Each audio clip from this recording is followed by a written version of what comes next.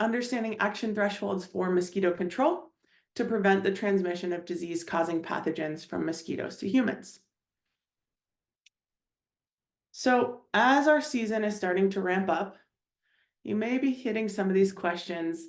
Does it just seem like it to me, or are there actually more Culex tarsalis this year? You may be thinking, we're starting to see a lot of West Nile positive mosquito pools. What does that mean for West Nile risk to people in insert location here? Maybe that's Sacramento, it might be West Sacramento, it might be South Salt Lake City, or wherever you're coming from. And possibly most importantly, where and how should I spend my limited resources to do the most effective control and limit resistance? That's really all what we're after here. And so that brings us to the idea of action thresholds. So action thresholds are, when do we initiate intervention? When do we hit a critical point that we need to act so that we can bring down mosquito population and prevent transmission risk? So lucky for us, we have AMCA, the American Mosquito Control Association, and they put together the best practices for integrated mosquito management. This is a guidebook that includes a lot about action thresholds. So I'm going to point to them as the experts here on action thresholds. So from this best practices manual, the AMCA says that intervention decisions should be data-driven. So if you're here and you're using VectorSurv and you're using your data to make those decisions, congratulations, you're doing this. They say at a minimum, intervention decisions, these can be things like larviciding, adulticiding, door-to-door campaigns, enhanced surveillance, should be based on data. So on species composition, mosquito abundance, and or arbovirus surveillance results, if you do that in your district or agency or state. Importantly, there's not just one action threshold that's going to work for everyone. So action thresholds are highly specific to each mosquito program. They have to be tailored according to administrative codes, public acceptance, and public health threat. So you're never going to find somewhere that says this should be your action threshold. That's really up for you and your agency to come up with based on your surveillance data and history with public health risk.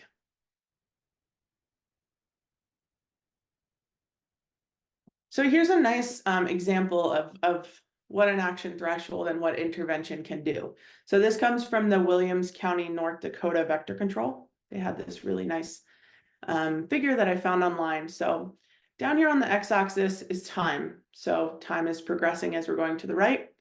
And on the y is number of mosquitoes.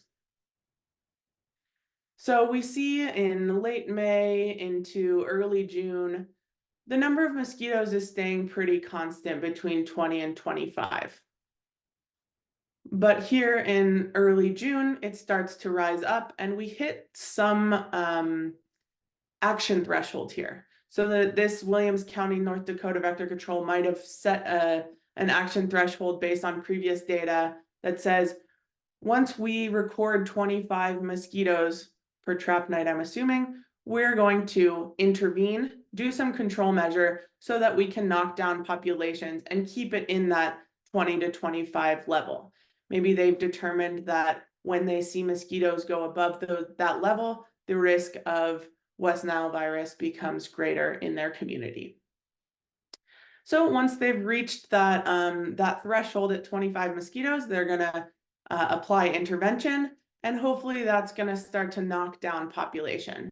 The idea being, if they didn't do intervention, that population is going to continue to grow or maybe stay stable at a little bit higher of a number, which is increasing risk. So this is really what we're trying to determine. When do we apply intervention to mitigate risk? Now, from that AMCA manual, they mention multiple different action thresholds that these may be based on. So action thresholds may be based on mosquito surveillance data. So this might be things like the number and pattern of service requests that your district gets. If we're receiving a ton of service requests in a short amount of time in this area, maybe that triggers control, triggers response. Might be collection rates. You might have action thresholds based on number of larvae and pupae that you count in a dip. This could be landing rates, things like adult vector abundance. So that in that example we just looked at with the mosquito counts. Thresholds may also be based on surveillance, arbovirus surveillance data. So things like vector infection rates and vector index. So if your agency isn't already setting action thresholds and intervening based on those thresholds, you should proactively determine those threshold values that necessitate control measures. A reminder that action thresholds should remain flexible to adapt to future changes in nuisance levels and potential public health risks. So I have a little poll for folks that are here now. You can answer, you don't have to answer if you don't want to, but it's a 2-question poll. I'm just curious for the folks that are here, does your agency have set action thresholds? And if so, what metrics do you use? It's also okay if you don't know. It's also okay to not have these. Some districts may be new, you may be operating with a small budget, you may have had turnover of folks recently. It's very okay to not. Our goal is to get everybody having these so that we can all do effective control. Thanks to the folks who are participating.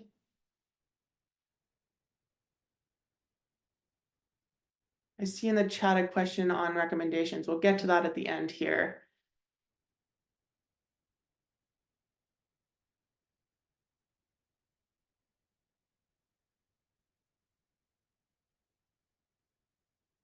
Can you folks see the results of the poll, or do I share that after? Just a quick. Okay, can't see them. I'll share after. It doesn't have names or agencies or anything. This is just a numbers of who's online and what folks are seeing. I'll give this another couple seconds if anybody wants to throw in a last minute answer.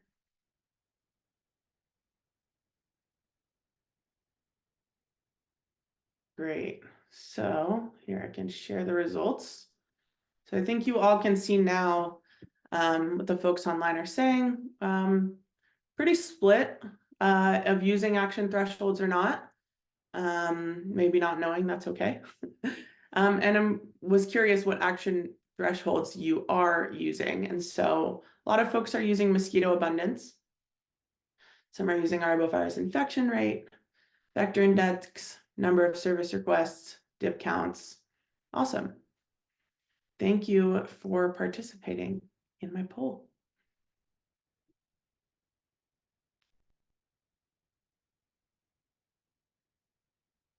Right, so what we are going to focus on today is action thresholds to reduce West Nile virus transmission.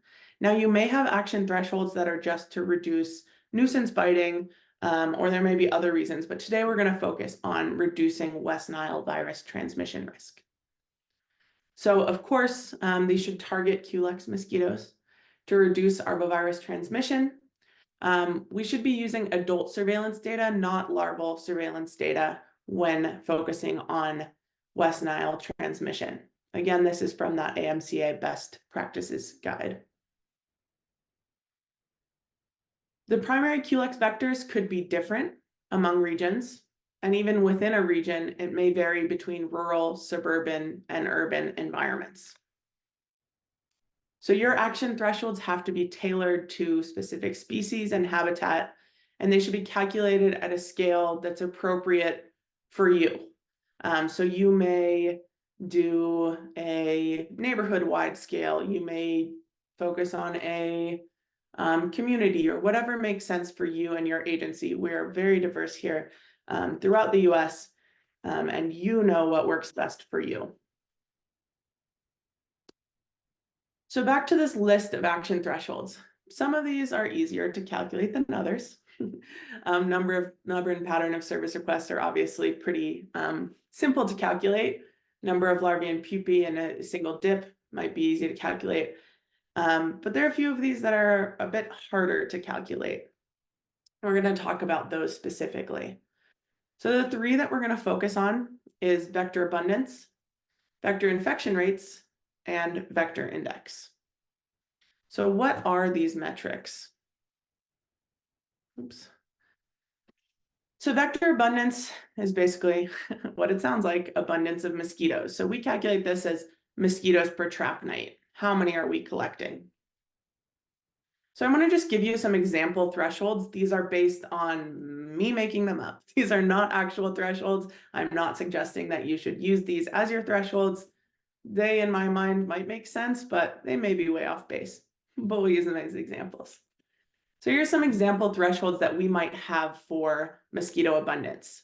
So my agency, Olivia Winoker Mosquito Control, enacts control when Culex tarsalis abundance is greater than 150% normal abundance. So what that means is I have some historical data, surveillance on what's normal or baseline for my Culex tarsalis levels. When that goes up 150%, I do some sort of mosquito control. I might have a threshold that says my agency enacts control when we collect more than 30 Culex pipiens per trap night in CO2 baited CDC traps. So you can start to think of what might make sense for the trap types you use, what's normal for the amount of mosquitoes you find. This might depend on, is this an area that is very rural where there are not that many people, or is this a very urban area where risk would then maybe be higher? All up to what you know about your specific location. Now, I know many of you probably don't do arbovirus surveillance testing. Maybe you're working toward that, or maybe you do it. If you do have the information on mosquito pool testing, we can use thresholds like vector infection rate. So of course, this is the rate of infected mosquitoes. So an example threshold that my agency might have is we enact control when we detect more than 3 West Nile positive mosquitoes per 1,000 tested in the past 2 weeks. And before we get to vector index, I want to ask you all a question. What do you think the limitation to either of these thresholds might be? Let's start first with vector abundance. What do you think just having an action threshold based on vector abundance, what limitation might there be if we're just using abundance? One limitation, and this just might be a limitation that we have to live with, is this doesn't give us really any information on arbovirus risk, right? If we have 1 million mosquitoes, but we don't have any West Nile circulating in the area, they could be a nuisance, but maybe our West Nile risk is actually really low, right? So having threshold just based on mosquito abundance might not be the most useful for preventing arbovirus transmission. However, it might be what we have and what might be what we need to go on. So I'm not saying that this is a bad metric by any means. It is a great metric, but just getting you thinking about how different metrics tell us different things, and that there are limitations to some of them. Similarly, for infected mosquitoes, if we're just looking at rate of infected mosquitoes and we've tested 1,000 mosquitoes and a lot of them are positive, that could be a really high infection rate. But if we've only collected a small number of mosquitoes and a lot of them are positive, our risk might still be kind of low, right? Or if we collect a ton of mosquitoes, but our rate of infection is low, we could still have kind of a high risk, right? If we had a lot of mosquitoes and only a few of them were, or a small percentage of them were infected. So these can be really good action thresholds, but I just want to point out that there can also be limitations and things to think about as you're setting these up. Now, the next Metric that we're going to talk about is vector index. And what vector index does is it takes these two and multiplies them. So vector index is the relative abundance of infected mosquitoes. It's literally abundance multiplied by infection rate.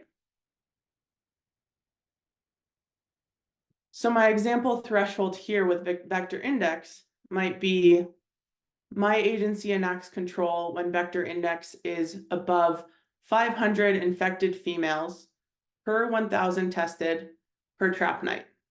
So what that would mean is I am having a half of an infected female per trap night.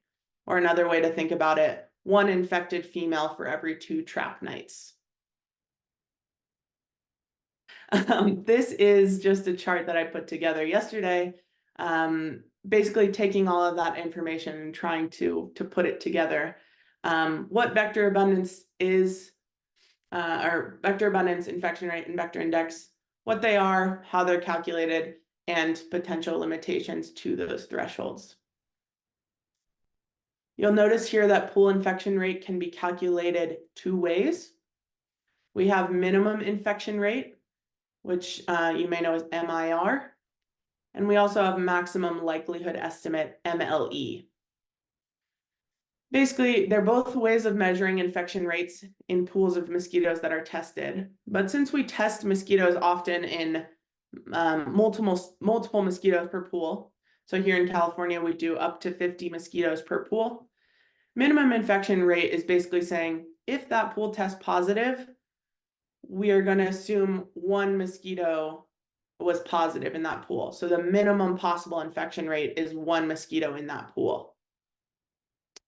Maximum likelihood estimate adds some statistics to this and basically allows for the possibility that more than 1 mosquito in a positive pool can be positive. And it does some math based on, as the season is progressing, expecting that there would be more positives per pool based on your own data. Does anyone have any questions on these metrics?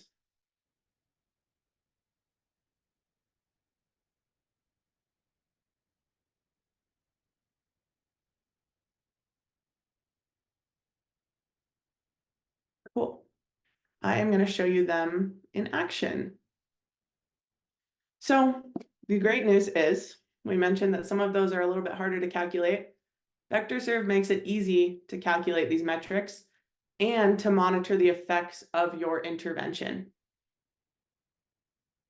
So what we're going to do today after we take a break is we're going to go through each of these calculators in the gateway, and I'll show you how to use each of them. But before we do that, I wanted to show you, using my example thresholds that we talked about earlier, I wanted to show you what these things tell us. So we're going to start with vector abundance. So here are thresholds that we talked about earlier for Olivia Winoker Mosquito Control District. So my example was, my agency enacts control when we collect more than 30 Culex tarsalis per trap night in CO2 traps. Or my agency enacts control when Culex tarsalis abundance is above 150% normal abundance. So I'm going to show you how to do these calculations in VectorSurv, but first I'm going to spoil it and just show you the outcomes. So when we run the abundance anomaly calculator, we get outputs that are both visual as well as tabular data. And so I'm going to start first with this top figure. So here's an output for abundance.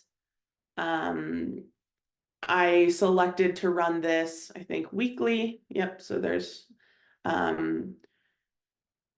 every week it's calculating my abundance for whatever trap type I chose, whatever species I chose, whichever spatial location I chose.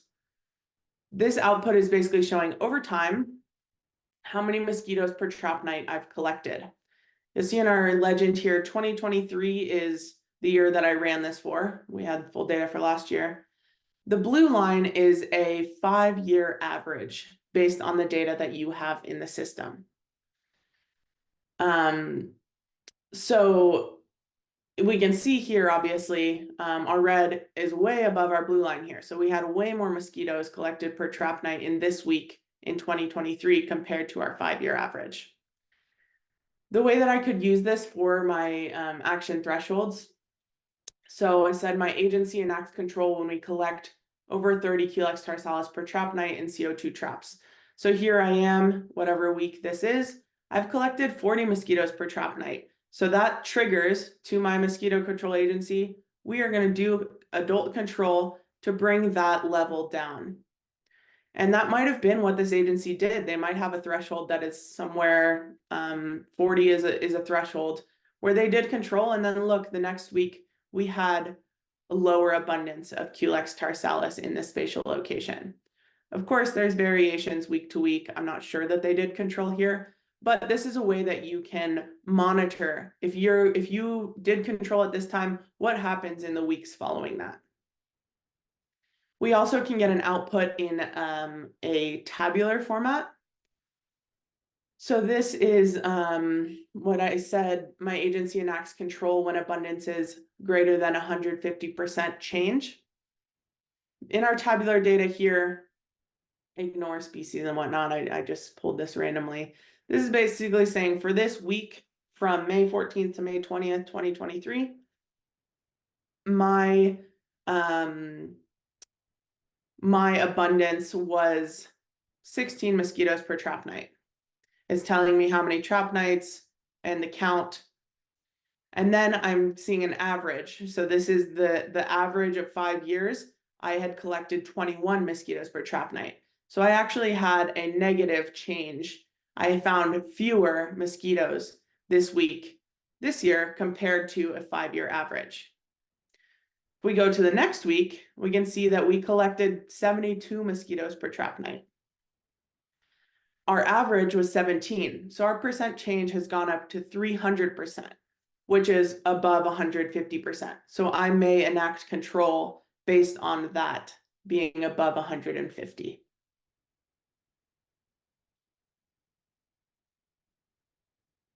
In terms of infection rate, my threshold example was my agency enacts control when we detect greater than 3 West Nile virus positive mosquitoes per 1,000 tested over the last 2-week period. And if I were to run the pool infection rate calculator on the gateway, I would again get an output that is tabular as well as a visual output.